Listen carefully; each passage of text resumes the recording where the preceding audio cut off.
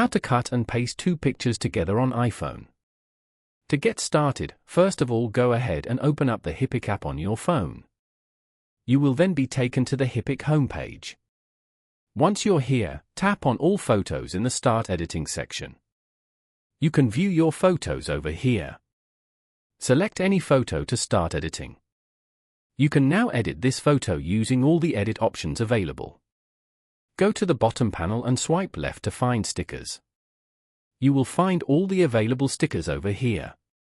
Tap on Import Image as shown. Select the photo you want to import. On this page, tap on the auto icon at the bottom left. This uses AI to recognize the subject of the photo and create a cutout. After that, tap on the tick icon below.